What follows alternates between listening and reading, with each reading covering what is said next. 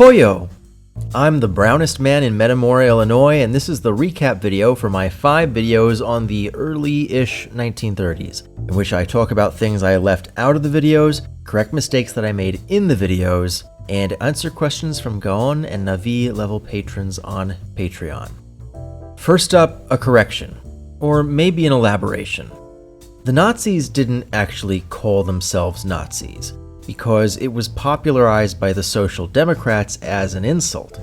At the time, Nazi was a popular nickname for Ignatius, a name which had very strong associations with rural Catholics in Bavaria and Austria, and the Nazis hated it, with the apparent exception of Goebbels. I find it interesting that, although it was meant as an insult, the nickname implicitly accepts the Nazis' false self-image as a party of the South. I think I explained this pretty well in the video, but for English speakers, imagine a neo-Celtic fascist movement whose founders were mostly from Scotland and Ireland, but whose base of voters were almost entirely in southern England. That's basically the situation you had. Now, when I released this, I was expecting a lot more discussion in the comments about purported Jewish German support for the Nazi Party, and that didn't happen, but I still want to address it because over the last year, I've noticed a very flippant tendency online to shrug off Hispanic support for Donald Trump in the most recent presidential election, which is estimated somewhere between 46 and 48%, by comparing it to Jewish support for the Nazis. Seemingly not based on anything historical, but just the assumption that it happened because it reinforces people's bitterness about the state of the country. I've seen a lot of that lately. Please stop. There actually were some very small fringe Jewish organizations that arose in support of the Nazis fairly late on, and in an early draft of the script, I actually addressed it, but I decided to cut it for time. And if I'd left it in, it probably would have come across as a much bigger deal than it actually was. There were 2 organizations, the older and bigger of which was the VNJ, or Association of German National Jews. It was founded in 1921 and obviously wasn't originally affiliated with Nazism. But it was a very militantly assimilationist group that called for the total eradication of Jewishness in Germany and endorsed the Nazis when they overtook the DNVP as the largest Volkist party. At their peak, their membership may have numbered between 3,000 and 10,000, but they really only reached that number after the Nazis seized power. The second group was the German Vanguard, which was only founded after the Nazis seized power, and was only ever a small social club of about 150 people. The implications of these are that, even at their peak, avowed Nazi sympathies in the Jewish community never exceeded 2% of the total Jewish population. I know that number includes a lot of children and non-voters, but I still think it's illustrative. And in any case, both of these groups were forced out of existence by the government at the same time as the Nuremberg Laws. Minor correction on this one, I mispronounced the name of Abaham Tehomi, even though I'd mentioned him before. Since I was reading his name from a source in English, my brain went right to the Hebrew word tchum, but no, that H is a he and not a chet, so it's not Tehomi, it's Tehomi. Another question I expected, but didn't get, was that of the Palestine Communist Party's response to the issue of Jewish refugees. On the one hand, the communists in Palestine were a mostly Jewish party who vehemently opposed the Nazis ideologically and sympathized with German Jews on humanitarian grounds. But at the same time, they were vehemently anti-Zionist and were calling for an end to all new Jewish immigration. And on top of that, the communists had no allies and no forum to voice their position, having rejected the Zionist assembly and having been rejected by the Arab nationalists. So it's not like they had a say. Basically, they said Jews should stay in Germany and unite with the workers to fight against the Nazis. But by 1935, the communists had basically abandoned the global Jewish community in favor of courting Arab support. The party's leadership was also in the process of being purged by Stalin, but that's a story for another time. When researching this video, I was way out of my depth. I tried making that clear in the video, so to all of you who are much more well-versed in physics or psychology and the histories thereof, thank you for going easy on me.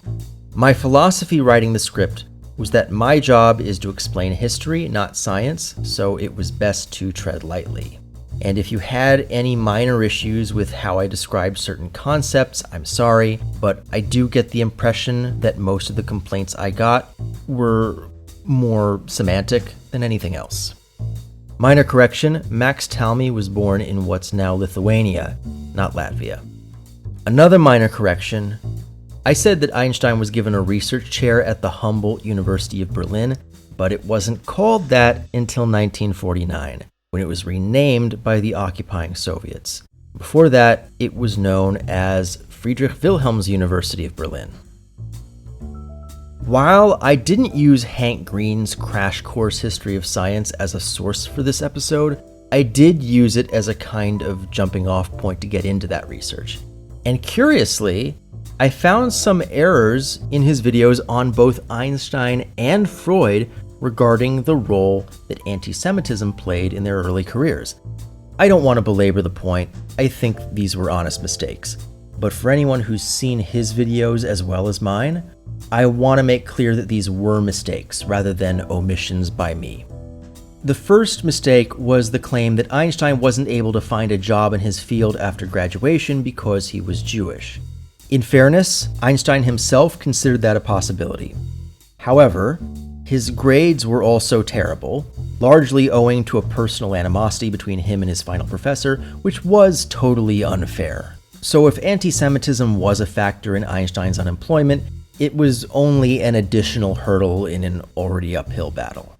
The second, and in my opinion more serious claim, was that Freud was unable to get a job in medicine in Germany because he was Jewish, which is factually wrong on several different levels.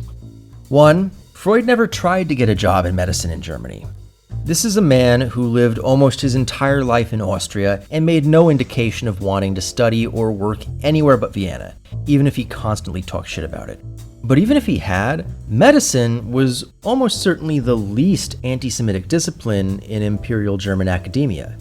They still tried to limit the number of Jewish students, but at the same time, the first German Jew to win a Nobel Prize was Paul Ehrlich for medicine, so it probably wouldn't have been any harder for Freud to get an MD in Germany than in most American universities at the time. Finally, as I said in the video, Freud did get a hospital position. It was just a very menial, low-status position that caused a lot of problems for him, and that was a major factor in his decision to go into psychology, not discrimination. But since we're on the subject of Crash Course History of Science, Hank brought up a nephew of Freud named Edward Bernays, who applied elements of Freudian psychology as basically like a guru, like the leading guru in advertising and public relations in the United States in the 20s and 30s. Some of you who've watched this channel for a really long time might recognize that name, and yes, in addition to being Freud's nephew, Bernays was also a great-grandson of Isaac Bernays, the chief rabbi of Hamburg during the Hamburg Temple disputes a century earlier. Now, Bernays at this time was an extremely controversial figure. In fact, there's a lot of neo-Nazi propaganda that repurposes his words and ideas, sometimes completely fabricated, sometimes out of context, to argue that Jews control the media in order to brainwash white people, etc. And because of Hank, I thought initially I might have to cover him in this video, but I ended up not doing so for two reasons. First, if there was any relationship between Bernays and Freud, it was entirely one-sided. Bernays moved to the US as a child, and they seem to have been pretty thoroughly estranged. The other element is that, much like Freud and Einstein, the peak of Bernays' fame and influence came when he was quite young, but he also lived long enough to see the world of advertising and PR move on from his ideas. During the Second World War and early in the Cold War, the US military and government conducted very thorough studies of the effectiveness of propaganda and actually found that it wasn't that strong. Like, Back in the 20s and 30s, it was seen as basically no different from mind control, but the 40s and 50s, we did new studies, and it turned out that it very much isn't. Bernays was also, perhaps appropriately for his profession, an enormous bullshit artist who reinforced his guru persona by saying shit like that the Nazis studied his propaganda techniques, which doesn't seem to have any basis in fact. And I get the impression that he exaggerated his Freud connection in the same way. Navi level patron David Ben Yosef asks, so many foundational and impactful theories in psychology were developed by Jews. Freud, Adler, Klein, Frankl, Maslow, Beck, etc. Is there a specific reason that might explain this coincidence? I don't think it is a coincidence, but I also don't know if the answer will be satisfying to you. It's a combination of factors, right? Glancing over the biographies of a lot of the people you mentioned, it seems that a lot of them had personal experience with therapy or psychoanalysis from a young age, and that a lot of them were drawn to psychology for the same reason Freud was, because it was a relatively young, exciting field with the potential for a lot of big breakthroughs.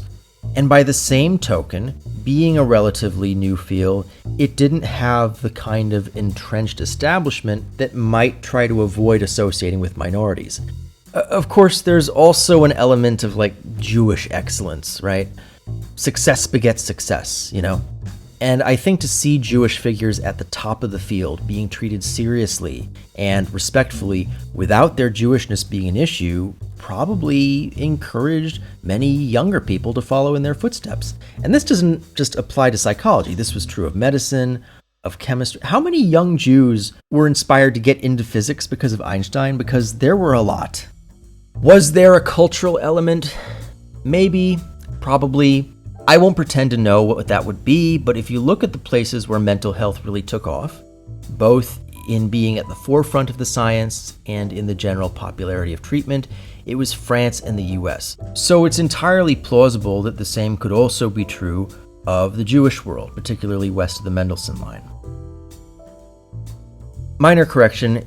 In this slide showing the demographics of Estonia, the number of Swedes should be 7,850, not 87,850. I also mentioned in the video that there were no Estonian Jewish politicians lobbying for linguistic autonomy. So some viewers from Estonia helpfully commented that the cultural autonomy law was mainly the result of lobbying by the German minority. And since they were far outnumbered by Russian speakers, the law, in its final form, expanded to include Russians, Swedes, and Jews. In this video, I mispronounced the name of Rabbi Soloveitchik as Soloveitchik. A lot of people got really upset that I even could mispronounce his name, but keep in mind that until very recently, I had either only read his name in text or heard it said aloud by a non-Orthodox student who'd presumably heard it that way from an Israeli professor at Bar Ilan. That was my first introduction. Some people took issue with my mention of proto-bat mitzvahs in Italy and Iraq, saying that there is evidence of similar rites for girls in both Egypt and Morocco. I wasn't able to find any information regarding Morocco, but it does seem that some kind of ceremony existed in Egypt during the early modern period. That said, like I said in the video, the form of bat mitzvah that caught on in Egypt in the 1930s was, as everywhere else, an independent product of Kaplan. Something I wanted to get into more, but cut for time, was that Kaplan also championed and popularized the concept of the synagogue as community center, though he didn't invent it. At least outside of Israel, this concept immediately caught on all over the world, and today it is nearly as common as the bat mitzvah. Despite his radicalism, and I think this is interesting, Kaplan seems to have been extremely media savvy, and his criticisms and his proposals were loudly received across the religious spectrum. And I think that's actually why Reconstructionist Judaism never caught on. Because instead of joining the movement, the rest of the world just co-opted it. And it's for that reason that I consider Kaplan to be the most important and influential rabbi of the 20th century. Probably the most influential since Mendelssohn, and someone who I think should be regarded in the same canon as Mendelssohn and Luzzatto and Spinoza and Maimonides. YouTube member T.C. Bagwell was disappointed that I didn't mention Henry Horner, the Jewish governor of Illinois, who was elected at the same time as President Roosevelt, and actually won Illinois by a larger margin than Roosevelt. Horner isn't much remembered today, but he's considered to be a key player in implementing New Deal policies at the state level. Interestingly, Roosevelt's election in 1932 coincided with the election of 3 Jewish governors, all of whom were the first Jewish governors of their states, for a total of 5 Jewish governors across the country. That's way more than you'd expect given the Jewish share of the US population, though the Congress of 1933 to 35 only had 10 Jewish representatives, which was a lot less than you'd expect given the Jewish share of the population, and no senators at all. In fact, there were no Jewish senators at all between 1913 and 1949. What makes this even weirder is that it's actually a lot rarer for Jews to be elected governor than for them to be elected to Congress. Make of that what you will. Right now, there happen to be 6 Jewish governors, which is the most there have ever been at one time. But it's still, like even in recent years, pretty common for there to be no Jewish governors. Finally, the baseball stuff.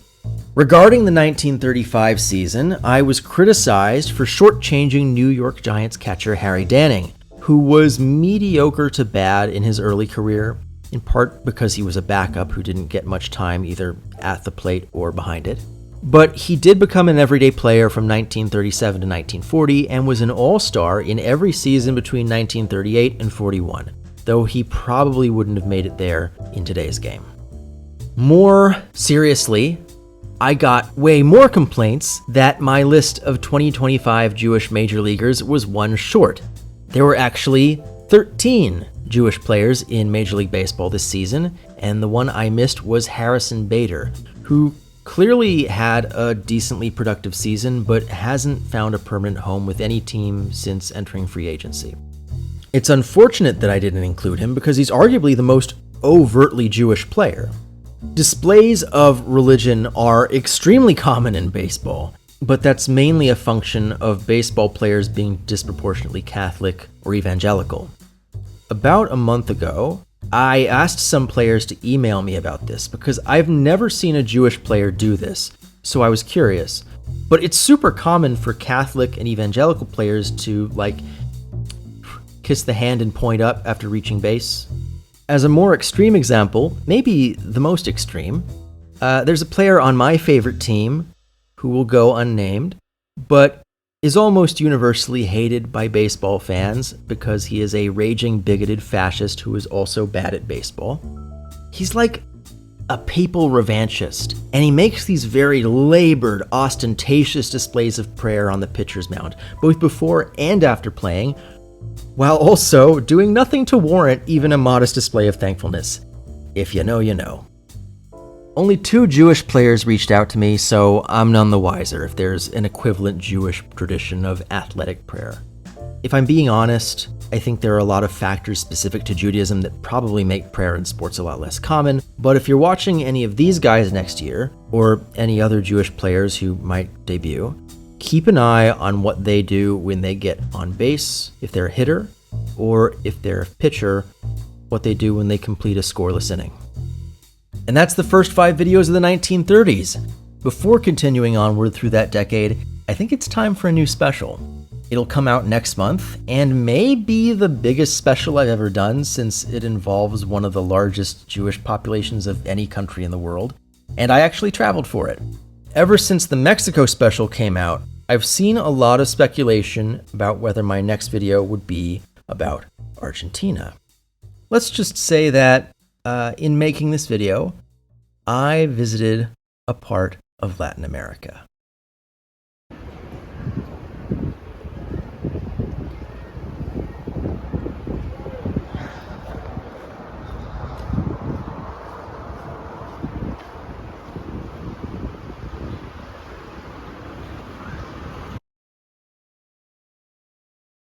Special thanks to my patrons, including Mir Akbar Ali, David Ben Yosef, Jeremy Biskin, Boris Cherny, Dr. Chike, Daniel Cooper, Andrew Ettinger, FC, Jay Fleischman, Osher Gordon, Bob Huddy, Raphael Kellerman, Saul Cohn, Milk and Honey, and Jeffrey Schweitzer.